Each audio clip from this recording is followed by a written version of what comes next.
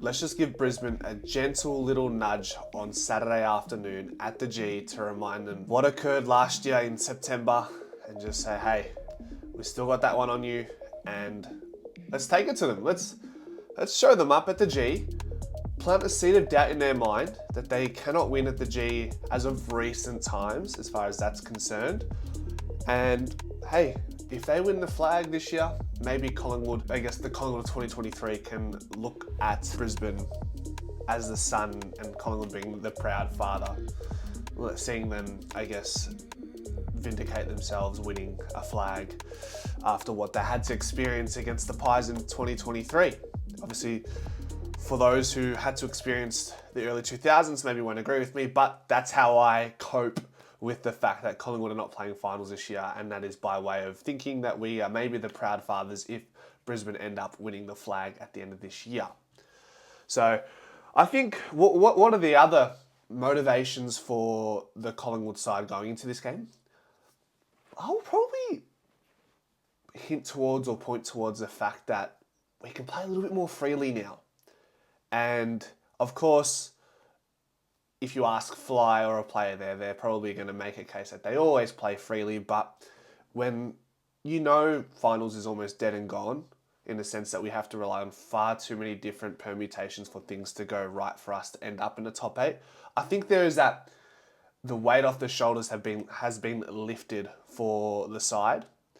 And while we have to accept that we won't be playing finals, I think it's a much needed reprieve mentally for the team, for the club, for the fans.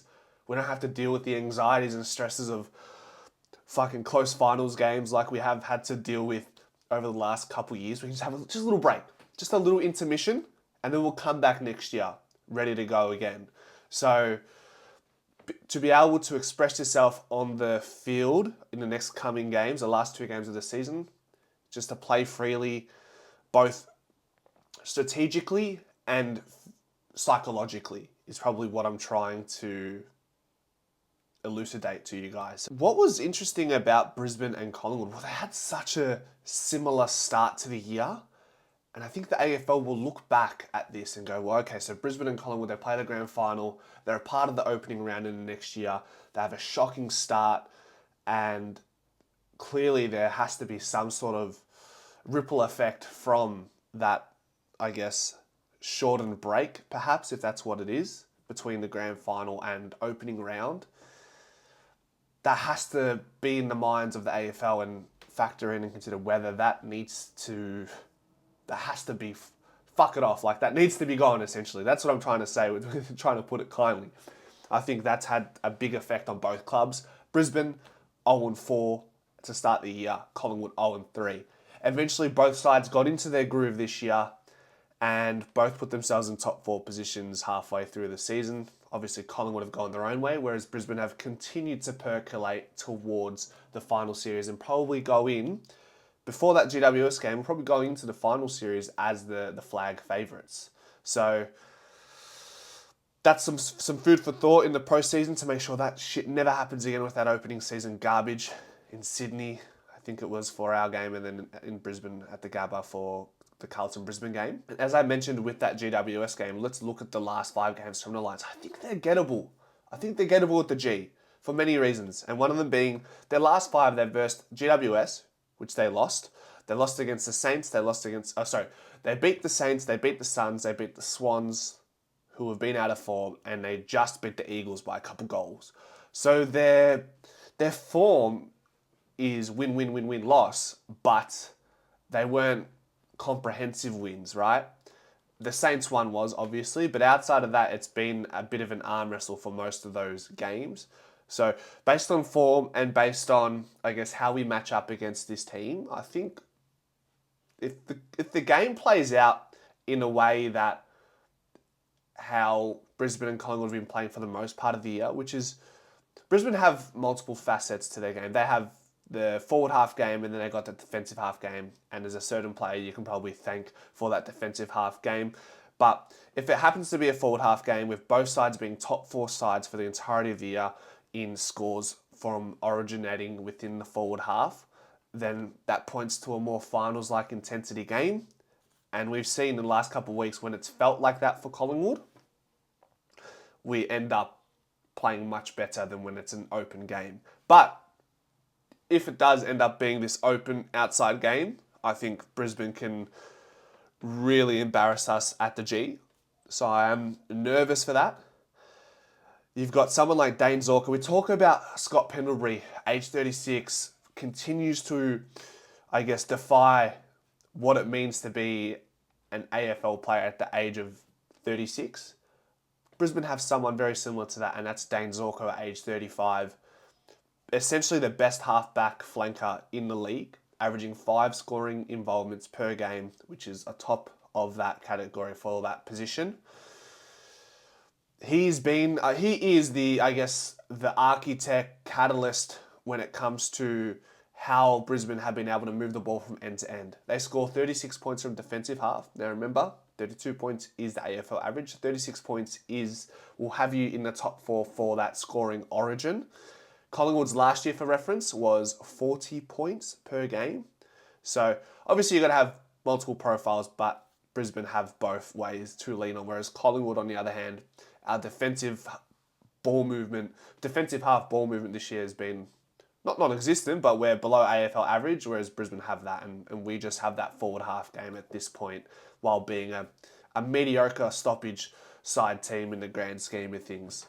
In the middle of the year, we're a little bit better within the stoppages, but that's changed, and that is not the case now, and hasn't been the case for the entirety of season 2024. So yeah, keep an eye on Dane Zorko, what he does for Brisbane. He's very, very integral to what they're able to achieve this year, and very integral in, I guess, their rebound from that grand final loss. They had Kitty Coleman fulfilling the role that Dane Zorko now occupies.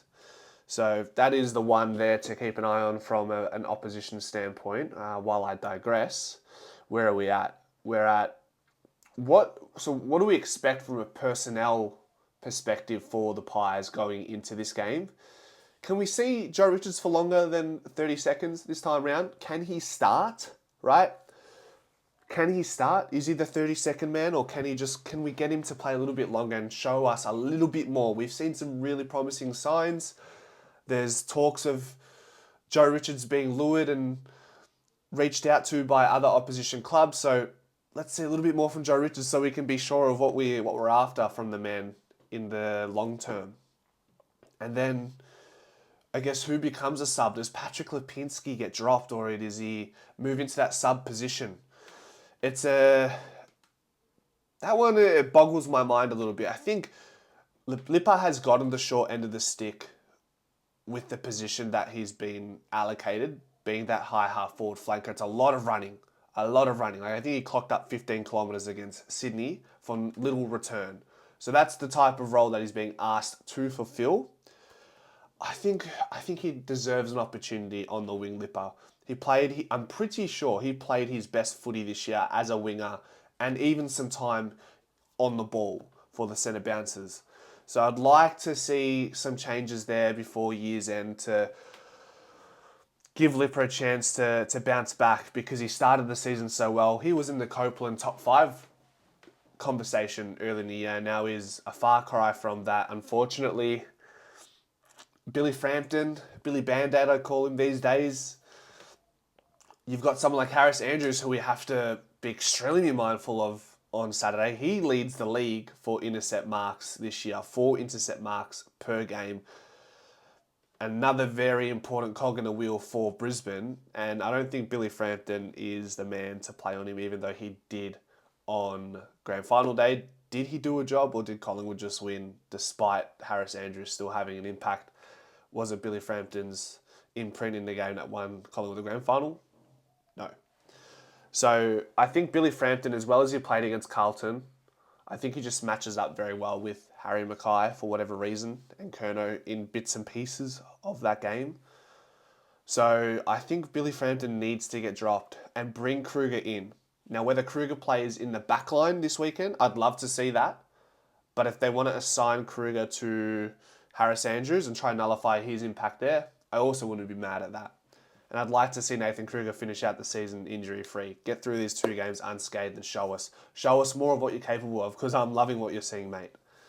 And then we got Isaac Quaynor, who's been moved to the wing for the second time this year. I think he tried the wing position against Gold Coast with not much luck, but then he had a much better game against Sydney. I think he collected 17 disposals and kicked a goal. And when he kicked that goal, you could see he cares. Obviously they care, but you just want to see a bit of emotion sometimes. When he kicked that goal, he celebrated hard, and you could tell he's been feeling the pressure of his underwhelming season stack up on his shoulders. So I'd like to continue seeing Isaac Quaynor on the wing for the last 2 games and go from there. I don't know. That also enables Steele Sidebottom to play less on the wing and get some opportunity in the middle as well. He attended 20% of the CBAs for the game against Sydney. I think that's a good way to get Sidey hot. At the, core of Sidey's game, he is an on-baller. Unfortunately, with the players in there right now, he has to accept his role as a lesser player or wing player or wherever that role may be. But if we can allow him to attend some of these centre bounces, to let him cook and heat up for the game, and then put him on the wing or on the half back flank or in the forward pocket, then I think that's for the betterment of the team over the period of the game. You look at the North Melbourne game when he goes into middle, he changes the way Collingwood goes about the game.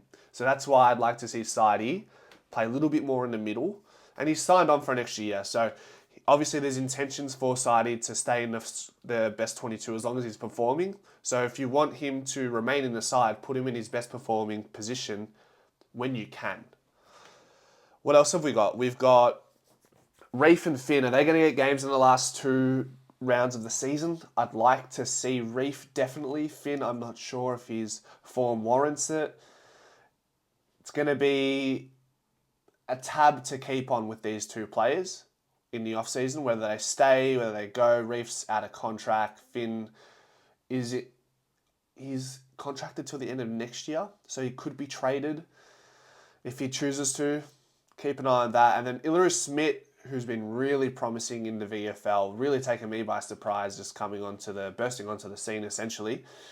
He's in concussion protocols, so hopefully if he's good for next week, I'd like to see him get a game. But if Mason Cox and Darcy Cameron are available for the final game of the season, you're not just going to drop one of them for the sake of bleeding the youth.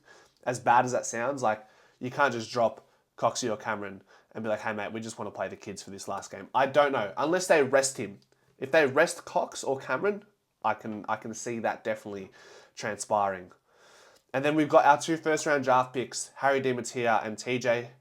Di-Mattia obviously started his season late with a finger injury, so that sort of derailed his opportunities to maybe get an AFL game this year. Does he get one in the next couple of rounds? Hopefully. TJ got his game against North Melbourne and then didn't feature in the side. Hasn't featured in the side since then. Will they get games this year? I'm not too sure. But our youth, essentially, untried youth, unturned youth in the roster right now. Who have we tried? Bytel, Richards, who's been a success. Harvey Harrison was a success, but he's done his ACL. Smith, untried still. Did I say Bytel? Sullivan, not young, but new to the team. I feel like we've really tried some of our younger players, but outside of TJ and Di-Mattia, we haven't tried those 2. So I'd like to see a little bit more from them, because our youth bracket is looking not promising right now, if I'm being brutally honest. But we'll talk about that in the off-season, and let's see how Collingwood attack the draft. Trades, if possible. Thomas McGuan at the end of next year as well, which will increase the stocks of our youth, so that's okay. But yeah, am I forgetting anyone that is young that we've tried from the Collingwood side this year? Let me know in the comment section, guys, who I've forgotten. Jacob Ryan hasn't been tried. Ed Allen hasn't been tried.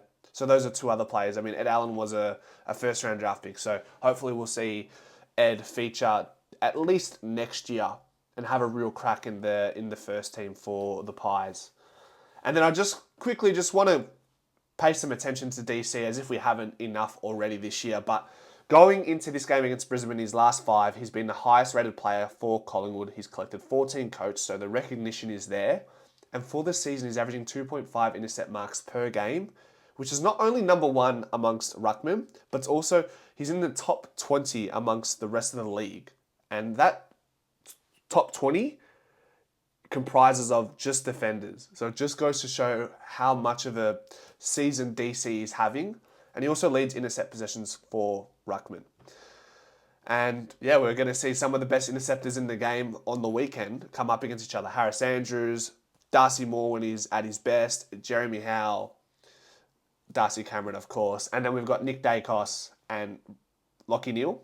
The 2 Brownlow medalists face off. And yes, I said both the Brownlow medalists because I'm trying to manifest that Nick Dacos will get his reward for effort this year and get that Brownlow that evaded him last year. And hey, let's fucking put a dent in Brisbane's confidence going into the final series. Go Pies.